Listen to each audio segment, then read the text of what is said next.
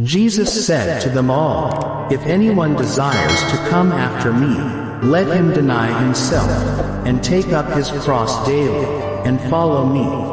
Do you want to know how to be like Jesus and follow him? Listen to this daily devotional.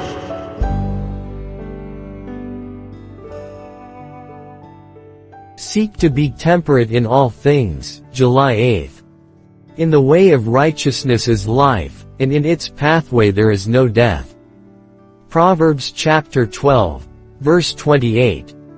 God has permitted the light of health reform to shine upon us in these last days, that by walking in the light we may escape many of the dangers to which we shall be exposed. Satan is working with great power to lead men and women to indulge appetite, gratify inclination, and spend their days in heedless folly. He presents attractions in a life of selfish enjoyment and of sensual indulgence. Intemperance saps the energies of both mind and body. Those who are thus overcome have placed themselves upon Satan's ground, where they will be tempted and annoyed, and finally controlled at pleasure by the enemy of all righteousness.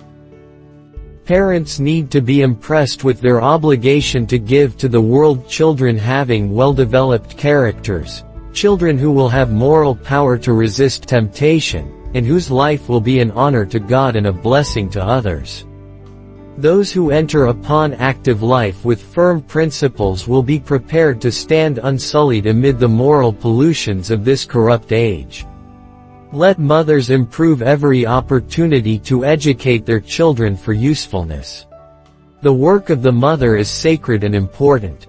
She should teach her children, from the cradle up, habits of self-denial and self-control. Her time, in a special sense, belongs to her children. But if it is mostly occupied with the follies of this degenerate age, if society, dress, and amusements absorb her attention, her children will fail to be suitably educated. Intemperance begins at the table, and, with the majority, appetite is indulged until indulgence becomes second nature. Whoever eats too much, or of food which is not healthful, is weakening the power to resist the clamors of other appetites and passions.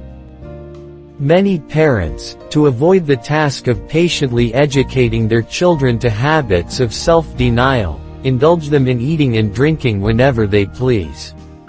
The desire to satisfy the taste and to gratify inclination does not lessen with the increase of years, and these indulged youth, as they grow up, are governed by impulse, slaves to appetite.